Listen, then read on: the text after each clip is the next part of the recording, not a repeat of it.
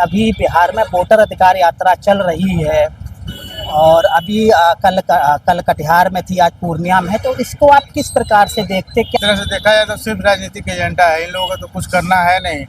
नहीं, ये भी तो मीडिया में आया हुआ है और इलेक्शन कमीशन ने खुद कहा है कि इतने वोट कटे हुए हैं। सुदय यादव तो यहाँ के तो विधायक हैं ही, हाँ पिताजी के जगह पर है, जी। लेकिन विशेष कुछ तो नजर नहीं। नमस्कार, मैं रविपाल जहानाबाद विधानसभा में है। जहानाबाद, उससे पहले एक चीज मैं आपको बता दूं, मैं जहानाबाद में अरबल मोड़ पे खड़ा हूं। यहाँ पे रुकने का मकसद ये है कि आप इस तरफ देखिएगा, क्योंकि कल जो था नरेंद्र मोदी की रैली थी, आप उस तरफ भी देखें चौराहे के, आप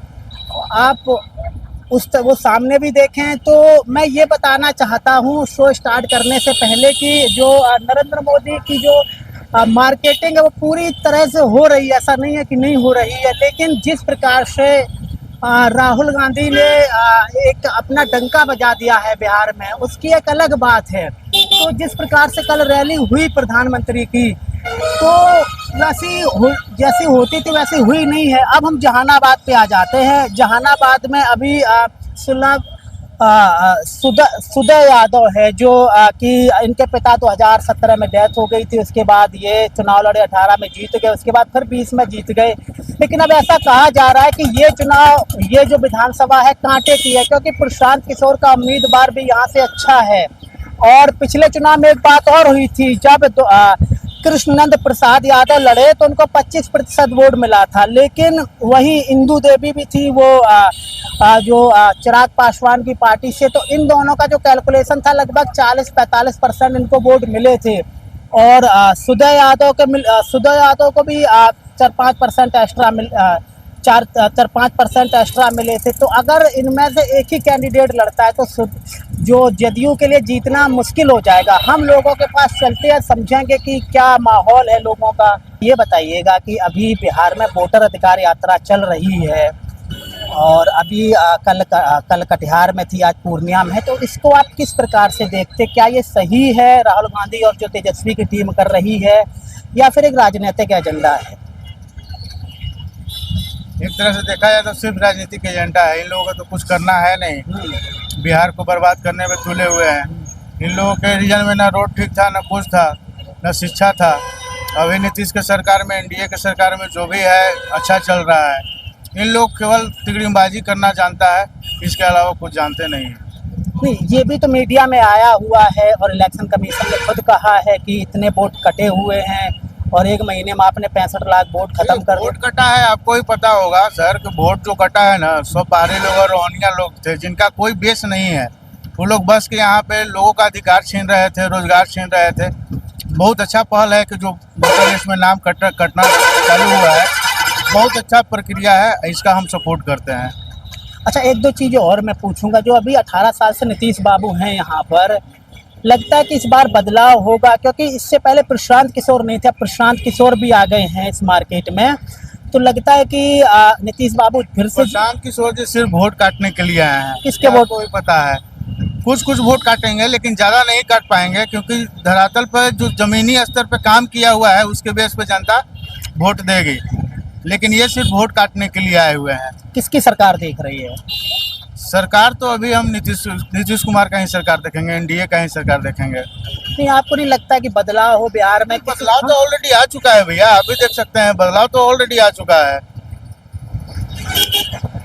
बदलाव तो हर जगह दिख रहा है।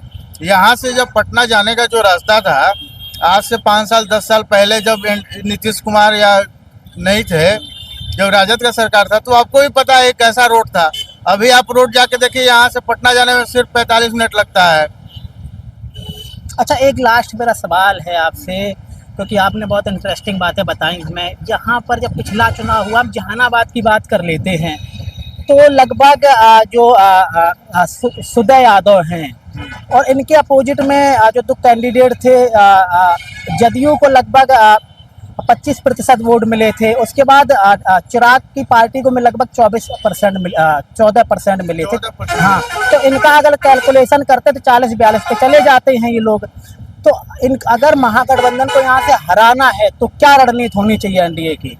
महागठबंधन को यहाँ से हराना है तो जमीनी चीज पे जो नीतीश सरकार में हुआ है काम, जैसे कि वृद्धा पेंशन में बढ़ोतरी, जैसे कि शिक्षा में सुधार, रोड में सुधार, बिजली पानी में सुधार, इन सब मुद्दों पर अगर काम करेगी बीजेपी और एनडीए की जो सरकार है तो जरूर वोट मिलेगा भैया, जरूर मिलेगा और जीत भी पक्का होगा।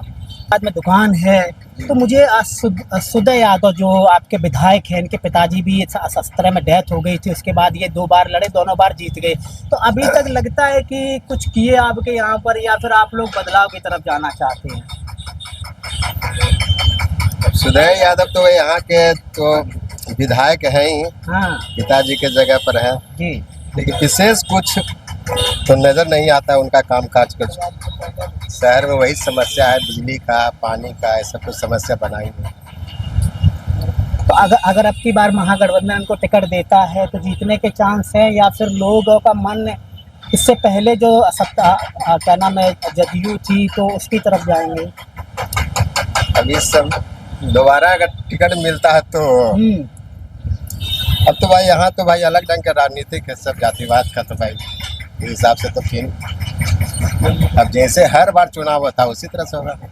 अच्छा, लास्ट सवाल आपसे, अभी आपने मोबाइल में देखा होगा वोटर अधिकार यात्रा चल रही है, इसको वोट अधिकार अपने हिसाब से जो भी बोल सकते हैं, इसको आप किस प्रकार से देखते, क्या ये वाकई में सही हो रहा है या फिर एक राजनीतिक एजेंडा? मैं एज अ मतदाता आपसे जानना चाहता हूँ। देखिए वोटर अधिकार जो है, नोट ये जो आपका वोट का चोरी वगैरह जी, अब ये तो इसमें राजनीतिक भी है और बाकी तो अब तो भाई कुछ समझ में नहीं आ रहा उसका काज। ठीक है सर। अच्छा ठीक है।